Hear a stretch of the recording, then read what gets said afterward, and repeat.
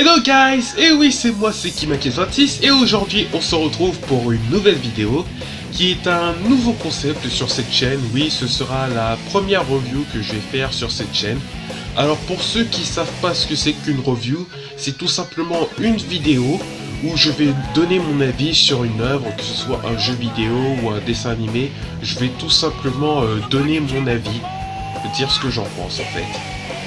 Et vu que la plupart du temps ça se fait sur des jeux vidéo, je me suis dit pourquoi pas commencer ma première review avec le jeu vidéo qui est considéré comme le jeu Sonic, oui parce que c'est un jeu Sonic, comme le jeu Sonic, le meilleur jeu Sonic qui n'ait jamais existé en 3D, le jeu Sonic qui possède les meilleures musiques de la franchise, le jeu Sonic qui est passé sous la trappe de la série abrégée sur ma chaîne.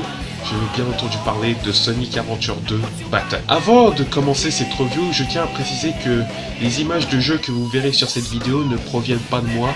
Oui, parce que à l'heure où je vous parle, j'ai toujours pas de système de capture pour vous montrer ma skill de merde sur ce jeu. Et la caméra que j'ai et qui me filme en ce moment, et ben je trouve que la qualité de cette caméra n'est pas aussi bien que l'ancien téléphone que j'avais dont la batterie a gonflé malheureusement. Et bon voilà, et c'est aussi la raison pour laquelle les let's play sont en suspens sur ma chaîne. Alors en attendant que j'ai un système de capture ou une nouvelle caméra meilleure que celle-là, pas de let's play pour l'instant. Voilà, sur ce, la parenthèse est close. Alors sans plus attendre, on va commencer cette revue de Sonic Adventure 2 Battle avec un bon jeu de fruits pétillants.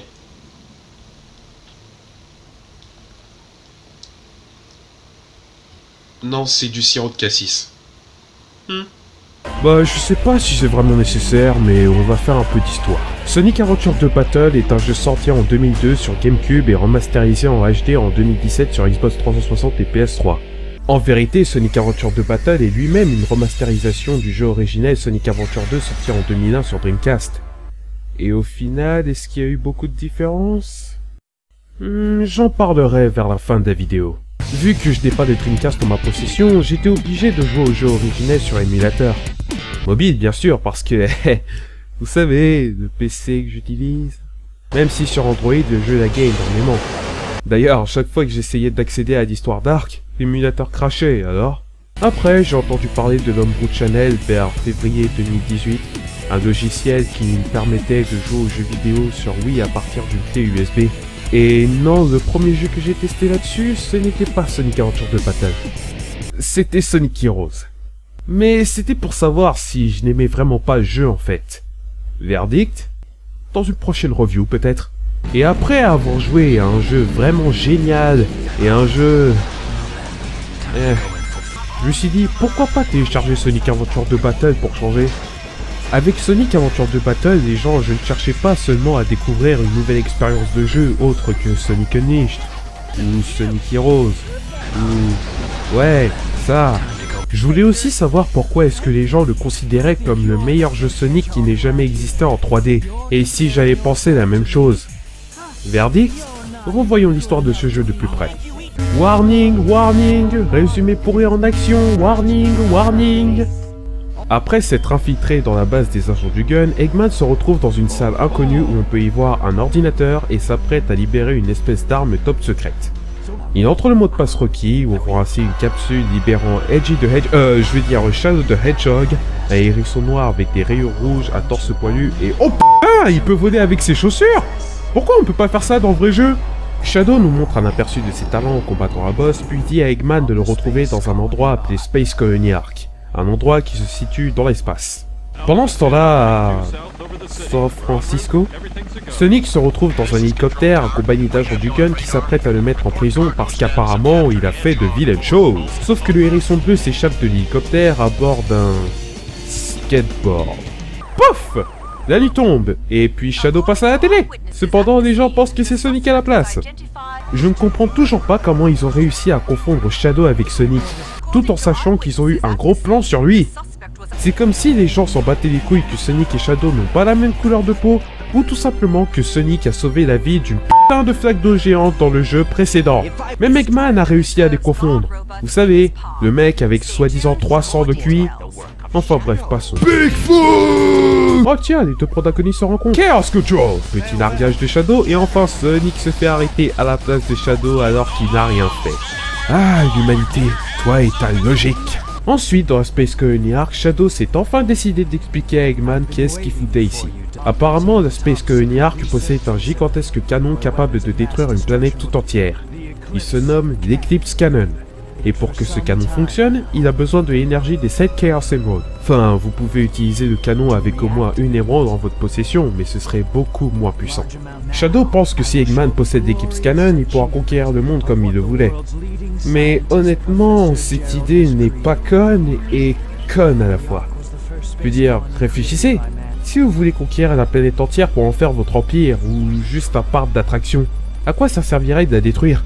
Vous gagneriez rien, à part de la poussière ou des morceaux de planète éparpillés dans l'espace.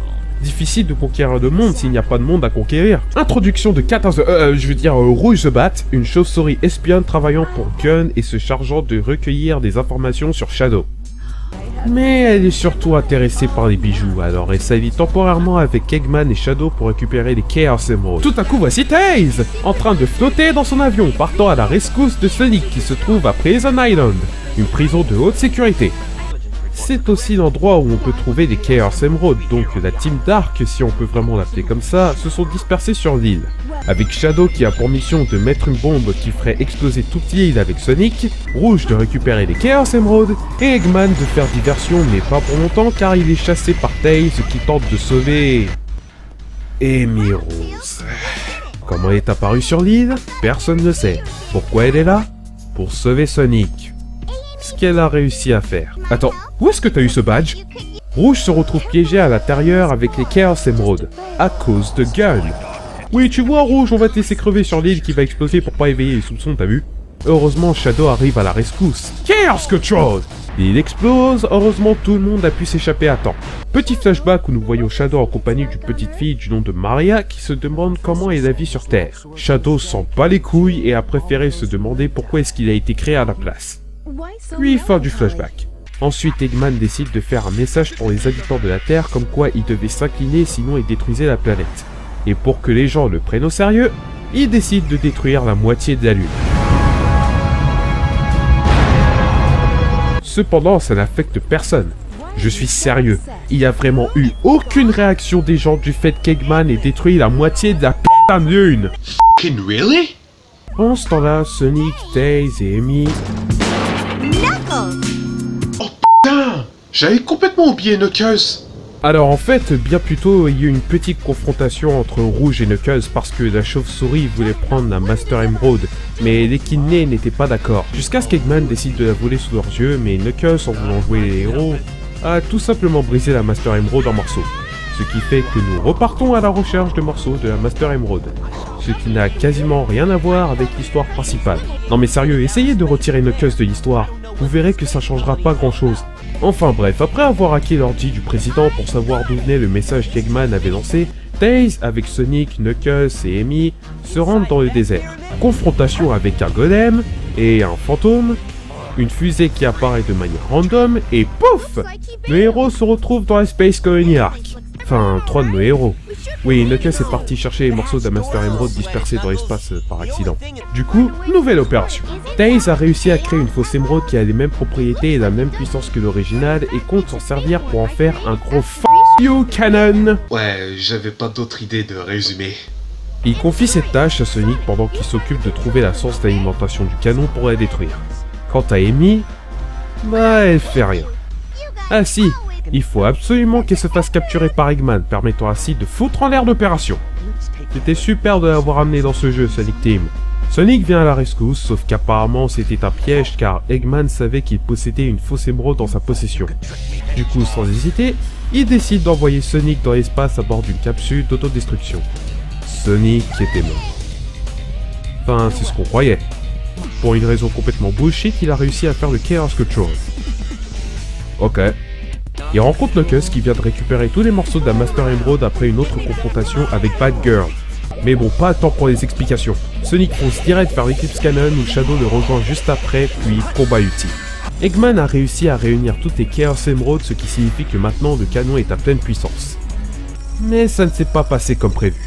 Tout à coup, nous voyons la présence d'un vieil homme du nom de Gérard de Robotnik qui est le grand-père d'Eggman dans une vidéo vieille de plus de 50 ans. Mais apparemment il est en HD, donc cool. La vidéo se diffuse partout dans le monde, et c'est le début d'une longue séquence d'explications où je n'ai pas tout suivi, mais je vais essayer de résumer ça du mieux que possible. Donc excusez-moi si j'oublie des trucs dans mes explications. Mais en gros, les scientifiques à bord de la Space Colony Ark, enfin surtout Gérard de Robotnik, n'avaient qu'un seul but. C'était d'aider l'humanité comme ils le pouvaient. C'est pour ça qu'il y a eu la conception de 2 prototypes d'espèces vivantes suprêmes. Shadow et une autre créature que vous verrez plus tard. Cependant, ces créatures étaient jugées trop dangereuses par le gouvernement, mais les scientifiques n'ont rien voulu entendre, alors ils ont continué leurs recherches. C'est pour ça que les agents du Gun sont allés dans la Space Colony Ark et ont arrêté ou tué les scientifiques à bord de la Space Colony. Gérard, lui, il a été mis en prison, ça c'est sûr. Sa petite fille, Maria, par contre, elle a été tuée par un agent du Gun parce qu'elle a transféré Shadow sur Terre. Et pour venger la mort de sa petite fille, Gérard a programmé la Space Colony Ark pour qu'elle s'écrase sur la Terre, tuant ainsi tous ses habitants. Du coup, le Sonic Gang s'est dépêché de tout faire pour que la Space Colony Ark ne s'écrase pas sur la Terre. Sauf Shadow, non, lui il a préféré regarder les étoiles. Jusqu'à ce qu'Amy arrive pour le convaincre d'aider les autres, pour qu'elle ait un minimum d'utilité dans cette histoire. Après son petit speech, Shadow s'est mis tout à coup à avoir un flashback de Maria, où elle lui dit qu'il fallait sauver l'humanité et que c'était pour ça qu'il avait été créé. Du coup, Shadow avait retrouvé la mémoire, et il s'est dépêché d'aller aider Sonic et Knuckles à combattre l'espèce vivante suprême. La première espèce vivante suprême avant lui. C'est-à-dire un putain de gros lézard géant orange. Sonic et Knuckles réussissent à récupérer les émeraudes et Shadow réussit à abattre son propre frère. Enfin, c'est ce qu'on croyait. Jusqu'à ce que le Biolizard décide de fusionner avec la Space Colony Ark. Séquence de transformation super spéciale et géniale, Super Sonic, Super Shadow, il terrasse le Final Hazard avec facilité, Chaos Control, et pour finir, le monde est sauvé. Et Shadow est mort, pour une raison bizarre. Il n'a pas récupéré assez de rings, j'imagine. Tout le monde se remémore des souvenirs de ce combat et ça se termine par une musique vraiment agréable aux oreilles, puis Live and Learn. Et c'est ainsi que vous finissez Sonic Adventure 2 Battle. Ouais, vous voyez les gens? Si j'avais eu 7 ou 8 ans, j'aurais dit que l'histoire de Sonic Adventure 2 était vraiment géniale.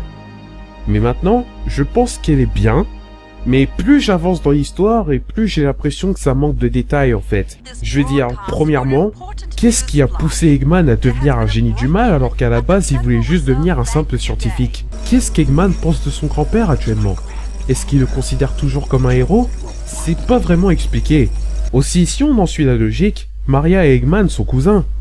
Mais est-ce que Eggman savait qu'il avait une cousine?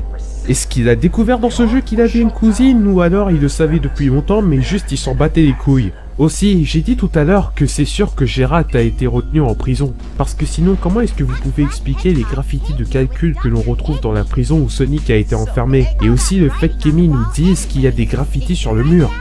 Du coup, ces graffitis que l'on voit sur les murs prouvent bel et bien que Gérard de Robotnik a programmé la Space Colony Ark pour qu'elle s'écrase sur la Terre. Cependant, quand est-ce qu'il a eu la chance de faire ça? Je veux dire, ces calculs, il les a fait quand il a été en prison. Quand est-ce qu'il a programmé la Space Colony Ark pour qu'elle s'écrase sur la Terre? Est-ce qu'il s'est échappé de prison? Ce qui expliquerait aussi la raison pour laquelle il s'est fait exécuter bien après. Ça aussi, c'est pas vraiment expliqué. Encore un dernier élément qui n'a pas été expliqué, c'est Maria. Comment ça se fait qu'elle ne sache pas comment est la vie sur Terre? Apparemment, quand elle était bébé, elle a été atteinte d'un virus grave, ce qui fait qu'il fallait que l'on l'isole de la Terre pour pas qu'elle contamine tous les autres. Mais vous savez comment je sais ça? Grâce à Sonic X. Oui, parce que le jeu ne l'a jamais expliqué. Et je comprends pas pourquoi je dois être obligé de regarder un animé pour comprendre mieux l'histoire qui provient d'un jeu vidéo. Je trouve ça pas logique. Bon d'accord, vous allez peut-être me dire que c'est pas si grave que ça, mais pour moi, si la Sonic Team veut vraiment se focus sur les histoires, elle devrait faire attention aux détails. Comme ça, si le mec veut jouer au jeu et veut comprendre l'histoire qu'il y a derrière, eh ben, il n'aura pas à se poser beaucoup trop de questions, et il n'aura pas non plus à aller voir un autre média, rien que pour comprendre l'histoire du jeu, si la Sonic Team avait fait attention aux détails dès le début. Mais bon, même si l'histoire du jeu manque de détails, ça va. Ça reste quand même divertissant à regarder. Et puis c'est un jeu vidéo, hein. On va surtout s'intéresser au gameplay qu'autre chose. Alors sans plus attendre, le gameplay. Comme dans le jeu précédent, vous pouvez jouer avec plusieurs personnages. Cependant, la structure est différente. Dans le jeu précédent, vous pouviez choisir entre 6 persos. Dans Aventure 2, par contre, vous choisissez 2 teams. La team Hero qui se compose de Sonic, Tails et Knuckles, et la team Dark qui se compose de Shadow, Eggman et Rouge. Ce qui signifie que contrairement au jeu précédent où vous pouviez jouer qu'un seul personnage et faire tous les niveaux avec ce personnage seulement, le jeu vous propose de jouer un personnage et un niveau avec ce personnage seulement, puis un autre personnage qui a son propre niveau à lui. Par exemple, après avoir joué à City Escape avec Sonic, le jeu vous transporte directement à Wild Canyon avec Knuckles. Et contrairement à Sonic Adventure 1 qui proposait 6 styles de gameplay, Sonic Adventure 2 en possède que 3. Le style plateforme et vitesse avec Sonic et Shadow, le style recherche avec Rouge et Knuckles, et le style mecha avec Tails et Eggman. Comme dans le jeu précédent, Sonic et Shadow peuvent courir très vite, faire le spin dash, sauter en boule et faire le Ming Attack. Et contrairement à Adventure 1, je trouve que les niveaux de plateforme et vitesse sont beaucoup plus énergétiques. Comme par exemple City Escape où Sonic tombe du ciel à bord d'un skateboard puis ensuite à la fin se fait chasser par un putain de camion des agents du gun.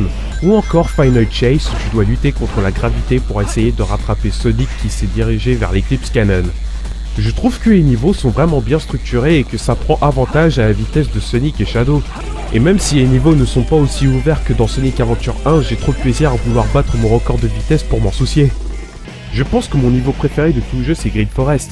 On a vraiment cette sensation de vitesse, il y a des chemins alternatifs, le niveau de difficulté il est bon, il n'est pas trop dur et il n'est pas trop facile. Et je pense que rajouter un timer à tout ça pimente un peu plus les choses, ce que j'apprécie. Comme dans le jeu précédent, les persos vont avoir accès à des items, mais au lieu de les chercher dans les hubs, parce qu'il n'y a pas de hub du tout dans Sonic Adventure 2, vous devrez les chercher dans les niveaux. Ce qui me dérange pas du tout parce qu'au moins on a cette sensation de découverte. Sonic et Shadow auront accès au Light Dash, une technique qui leur permet de se transporter plus loin dans le niveau en aspirant des rings. Mais contrairement au jeu précédent où le Light Dash il était vraiment super lent à charger, ici tout ce que vous avez à faire c'est appuyer sur le bouton d'action et hop, Light Dash instantané. Seulement, le Light Dash est assez difficile à appliquer parce que le bouton pour faire le Light Dash, c'est aussi le bouton pour faire le Somersault et le Spin Dash. Du coup, il m'est arrivé plusieurs fois que je fasse le Somersault à la place du Light Dash, mais bon, c'est pas frustrant. Sonic aura aussi accès au Bounce Bracelet, si je dis pas de conneries, un item qui va lui permettre de pouvoir faire de plus grands sauts que la normale. C'est un peu comme le piétinement dans Sonic Unleashed, sauf qu'à la place d'atterrir comme une brique, vous faites des bonds. Après, il y a beaucoup d'autres items dont les persos auront accès, mais si je les dis pas maintenant, c'est parce que soit je les ai pas encore débloqués, soit je trouve que c'est pas très utile pour la review. Sachez juste que j'adore les niveaux de plateforme et vitesse avec Sonic et Shadow. En même temps, c'est un jeu Sonic, donc la vitesse c'est un peu la priorité de Sonic. Maintenant, le gameplay de recherche. C'est simple. Comme dans le jeu précédent, Knuckles et Rouge auront accès à un radar qui vont leur permettre de détecter 3 morceaux de la Master Emerald. Plus la couleur du radar se rapproche du rouge, non, pas de rouge, du rouge. Et plus vous serez proche d'un morceau de la Master Emerald.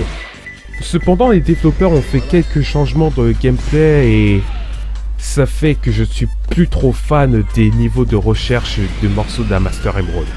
Par exemple, le fait que vous pouvez détecter qu'une seule émeraude à la fois. Le fait de détecter qu'une seule émeraude à la fois, excusez-moi, mais je trouve ça vraiment stupide. Dans le jeu précédent, si vous étiez proche de n'importe quelle émeraude, le radar vous faisait savoir. Et ça, c'est bien. Mais putain, le nombre de fois où j'ai découvert un morceau de la Master Emerald sans que le radar réagisse est super élevé. Mais ce que je trouve le plus énervant avec ce changement, c'est que il y aura des moments où sans savoir vous serez proche d'un morceau de la Master Emerald, mais tant que le détecteur n'aura pas détecté ce morceau, vous serez obligé d'aller plus loin dans le niveau pour que le détecteur se mette en marche, puis retourner là où vous étiez et prendre l'émeraude précédente. Security Hall, l'un des pires niveaux du jeu parce que non seulement vous devez essayer de retrouver les 3 Chaos Emerald avec ce radar de merde, mais vous n'avez que 5 minutes pour le faire, à cause de Rouge et de sa putain de bouche. De toute façon, qu'est-ce qui empêche Rouge d'avoir les Chaos Emerald? Elle travaille pour Gun! Le système d'indices aussi a changé. Avant, dans le jeu précédent, Tika nous indiquait clairement la direction pour trouver les morceaux de la Master Emerald. Mais maintenant, rien que pour augmenter le niveau de difficulté, les développeurs ont décidé de mettre des télés un peu partout dans les niveaux, mais tant que vous ne connaîtrez pas le niveau sur le bout des doigts, bah les télés ne vous aideront pas des masses. Et pour finir, la plupart de ces niveaux sont vraiment grands, c'est un truc de ouf. Ce qui fait que ça peut vous prendre un max de temps pour finir ces niveaux-là. Je ne vais pas vous en dire plus pour pas que vous soyez découragés à ne pas acheter le jeu, mais je vous dis juste, faites gaffe au dernier niveau de rouge, Mad Space. Faites-en super gaffe, ça va vous apporter des surprises. Bon bah il reste plus que le gameplay mecha avec Eggman et Tails. Ce genre de gameplay ça se base surtout sur les tirs. Un peu comme Gamma dans Sonic Adventure 1 sauf qu'il n'y a pas de timer et que vous avez plus de vie. Le processus pour finir les niveaux est pareil que pour les niveaux de plateforme et vitesse. Sauf que c'est un peu plus lent et qu'il y a un peu plus d'ennemis. Et j'ai envie de dire que ces niveaux sont parfaits pour essayer de gratter des points si vous voulez espérer avoir un rang A dans ce jeu. Même si les niveaux mecha sont la plupart du temps bien structurés, leur gameplay l'est un peu moins. J'ai juste un petit problème et un gros problème avec le mecha. Pour commencer, ce fils de pute, qu'est-ce qu'il est lourd! Comparé à Gamma dans Sonic Adventure 1, le mecha se déplace plus lentement et en plus il tombe comme une brique. Et il y aura des moments dans les niveaux où vous devez être précis dans les sauts, mais vraiment précis. Et même si plus tard vous débloquerez un item qui vous permettra de planer pendant quelques secondes, et ben au final ça change pas grand chose. Après comme je l'ai dit c'est juste mon petit problème donc on va pas pleurer là-dessus. Mais c'est juste assez frustrant des fois. Heureusement que le dernier niveau d'Eggman Cosmic Wall arrange tous ces problèmes. Grâce à l'anti-gravité qu'ils ont installé dans ce niveau. Et putain, le mecha, qu'est-ce qu'il est super maniable maintenant. C'est un pur bonheur. Non seulement on ne tombe pas comme des briques, mais en plus avec le planeur on peut même voler pendant quelques secondes. Et ça c'est génial. Donc ouais, je trouve vraiment que les niveaux mecha sont vraiment pas mal. Pour le Dr Eggman. Excusez-moi les gens, mais je déteste vraiment jouer avec Tails. À part le premier niveau qui est passable, je trouve que le reste des autres niveaux sont vraiment à chier et mal structurés. Le nombre de fois où je suis mort parce qu'il a fallu que je fasse des sauts précis ou parce que des ennemis n'ont pas arrêté de surgir de nulle part est vraiment incalculable. Sans compter que Tails à la base n'était pas censé être jouable, mais comme les fans n'étaient pas d'accord, la Sonic Team, au lieu de lui remettre son gameplay de Sonic Adventure 1, ils lui ont mis un mecha à la place. Et comme Security Hall avec Rouge, il y a des niveaux Tails qui sont vraiment pas nécessaires. Déjà Mission Street où vous devez essayer d'échapper aux agents du gun avec votre mecha. Mais sans déconner, tu peux pas juste transformer ton mecha en tornado pour t'échapper? On n'a vraiment aucune raison de détruire des robots et des voitures ici. Puis Hidden Base où vous devez essayer d'entrer dans la pyramide avec votre mecha. Mais c'est vraiment une plaie dans notre cul. Pourquoi est-ce que je suis obligé de trimballer ma machine super lourde alors que je pourrais voler normalement avec mes deux queues? Ou je sais pas moi, transformer mon mecha en tornado par exemple. Et c'est à cause de ça et du nombre de morts que j'ai eu parce qu'il a fallu que je fasse des sauts super précis mais dont le jeu n'a pas validé. Parce que non seulement le mecha est lourd ce qui fait que je tombe comme une brique, mais en plus il glisse ce fils de pute, que je considère Hidden Base comme le pire niveau de tout Sonic Adventure 2. Oui, je le déteste à ce point-là. Mais bon, le côté positif, c'est qu'après avoir terminé le jeu, je pourrais toujours aller au stage select et sélectionner les niveaux dont j'ai envie de faire, et ne surtout pas faire les niveaux dont j'ai pas du tout envie de faire. Parce que Hidden Base, non, je ne le referai plus. Du moins tant que je n'aurai pas fait de let's play là-dessus. Et merde.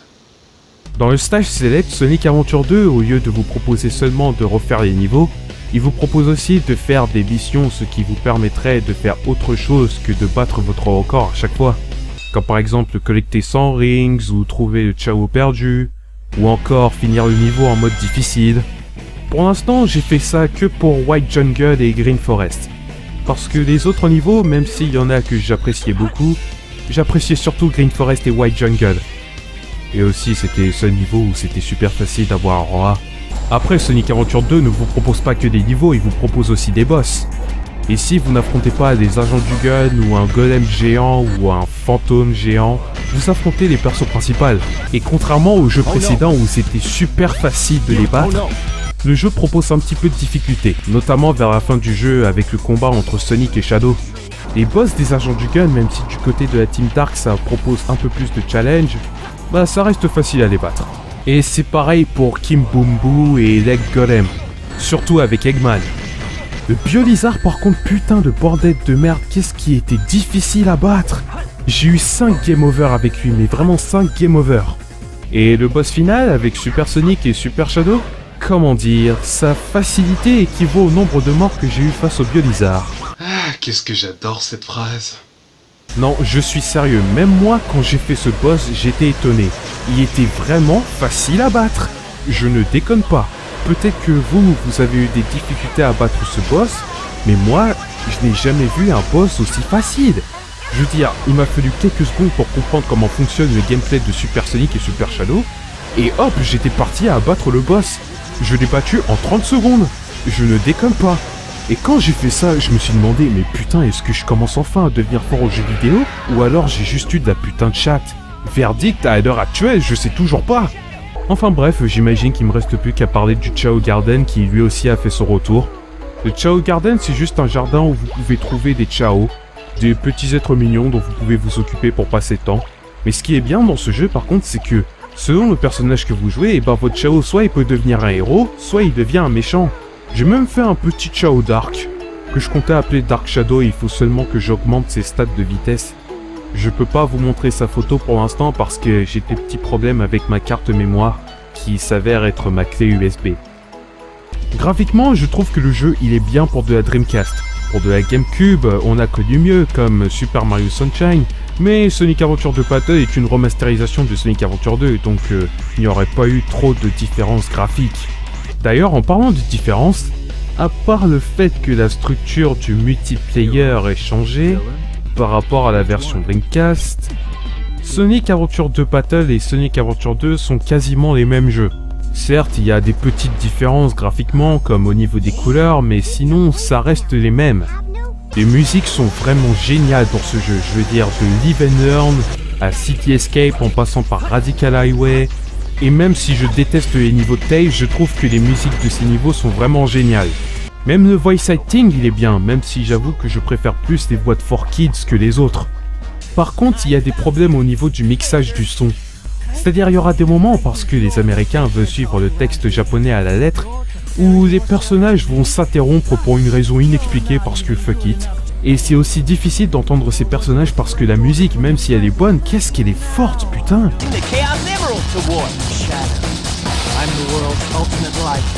Quoi? Mystérieux hérisson, je t'entends pas, tu peux parler plus fort? Bah voilà, j'ai plus grand chose à dire sur Sonic Adventure 2, je vois pas ce que j'ai oublié d'autre en fait. Si j'ai oublié des trucs, dites-moi dans les commentaires. Mais pour conclure, je pense que Sonic Adventure 2 est un bon jeu. Même si l'histoire elle manque de détails, elle est quand même assez divertissante à regarder. À part quelques exceptions, je pense que les niveaux sont fun à faire, surtout dans le cas de Sonic et Shadow. Et actuellement où je vous parle, je n'ai pas encore terminé le jeu à 100%, ce qui veut dire que le jeu pourrait me laisser quelques surprises encore une fois. J'ai entendu dire qu'on pouvait débloquer Green Hill si on avait tous les emblèmes du jeu. Bah je vais bien essayer, hein, on verra. Je dois aussi collecter tous les items du jeu, hein, parce qu'il faut bien que j'ai tous les items. Ah, et attention à ceux qui voudraient commenter des trucs du genre « Ouais, tu connais rien, de toute façon, le jeu Sonic Adventure 2, c'est le meilleur jeu qui ait jamais existé, tu racontes que de la merde et tout. » Calmez-vous les gens, vous avez le droit de pas être d'accord avec mon opinion. Mais je ne base pas mon opinion sur ce que vous pensez les gens. Je base mon opinion sur ma propre expérience du jeu. Et même si Sonic Adventure 2 Battle est un bon jeu, c'est pas pour ça qu'il va faire partie de mon top 1. Et même si vous allez m'en vouloir pour ce que je vais dire, mais je peux dire ouvertement que j'aime tout sur Sonic Unleashed. Et que Sonic Unleashed, c'est mon jeu préféré Sonic de tous les temps. Enfin, jusqu'à ce que je joue à Sonic Generation, parce que Sonic Generation peut aussi me faire changer d'avis, mais pour l'instant c'est Sonic Unleashed. Je pourrais dire que j'aime tout sur les jeux Sonic classiques. Je pourrais dire aussi que j'aime tout sur Sonic Colors. Mais en ce qui concerne Sonic Adventure 2, ouais, non. Donc voilà, c'est là-dessus qu'on va se quitter les gens, donc merci à tous d'avoir regardé cette vidéo, hein, la première review que j'ai fait sur cette chaîne.